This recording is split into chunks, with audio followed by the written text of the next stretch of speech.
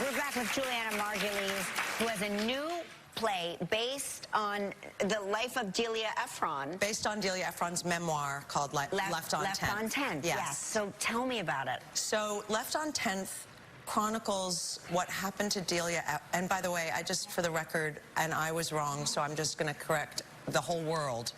I've always said Nora and Delia Ephron. It's not. It's Ephron. Ephron. I learned it the hard way in rehearsal. Ephron? Ephron. Yeah, We've been saying it like wrong as epinephrine. well. Everyone has been. Yeah. It's Delia Ephron. I've said Nora Ephron I know. And that's okay. to her face. You know, we all have. We all have. But it's Ephron. Anyway. Ephron. It's spelled Ephron, so you're not. Yeah. Don't beat yourself up. Well, it's too late. So what happened to Delia was Nora died in 2012 of myelodysplastic syndrome, which is a disease of the bone marrow. And in 2012, she couldn't find anyone that was her match to be a donor. A donor. Yeah. Delia was her match. They were very, very close, and Delia was her match. But when they tested Delia's blood, a couple of her numbers were a bit wonky, and they had to do a bone marrow biopsy on Delia. And it turns out she wasn't exactly sick, but she was potentially sick. So she couldn't be Nora's match for a stem cell transplant. Oh, my gosh. So Delia is now living with having to go to Weill Cornell Medical Center every 6 months to have her blood drawn to make sure everything's okay. In 2015, 3 years after Nora died, Delia's husband of 33 years died of prostate cancer. And she suddenly was left alone on 10th Street, which is sort of Left on 10th is also the street she lives on. Right. She always would tell a cab driver, when you get to 10th Street, take a left. So there's a lot of symbolisms in Left on 10th. Anyway, she finally, after 6 months of Jerry Cass was Jerome Cass was her husband who died, she finally disconnected his landline. When she disconnected his landline, Verizon crashed her internet. And she could not get one person on the phone from Verizon. Everything was, you know, a prompt pressed. Yes, sure. Automated. And finally she got so fed up that she, being an Ephron, wrote about it. And it was called Love and Hate on Hold with Verizon. Amazing. And it was published in the New York Times, and it went viral. Yeah. Of course, the day after it was published, Verizon showed up at her house. Of course. Gave her a phone number that was direct. She'd never need to use another prompt again. And all of a sudden, she has her emails up now because she's getting her internet.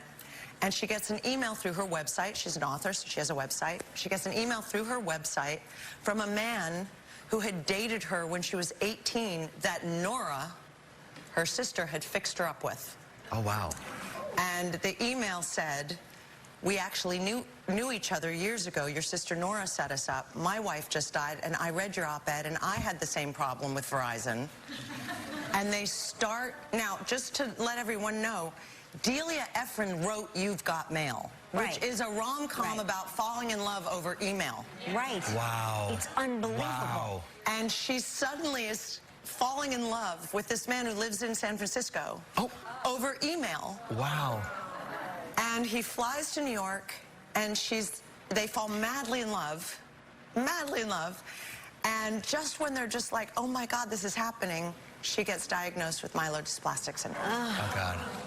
The amazing thing about all of this, and the hope and the joy of this whole play that I'm doing, and you can just see it and feel it in the audience's reactions, is that she's told, now it's 2016, so 4 years after. Science is amazing, because she no longer needs a match.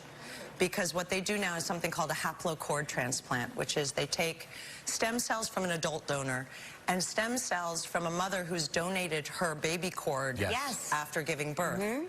Now, the baby stem cells, there aren't enough of them. So they use the adult donor until the baby stem cells create enough of them, and then the adult donor fades away, and you end up with a baby's bone marrow, basically. Right.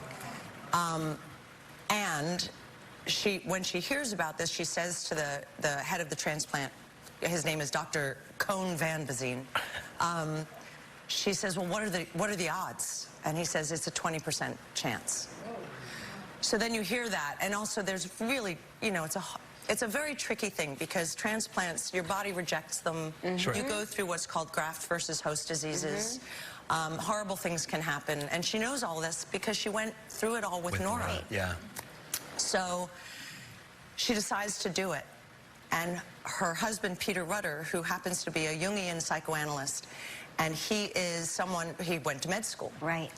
So he knows all about haplocord transplants, and he stays with her in the hospital for 100 days. Unbelievable. Wow. Wow. Wow. And her book originally was going to be called O to A, and then she changed it to Left on 10th. O to A, which we talk about in the play, he walks in after she's gone through this horrific time, and she says, "What's new?" And he says, "O to A." And she goes, "What's that mean?"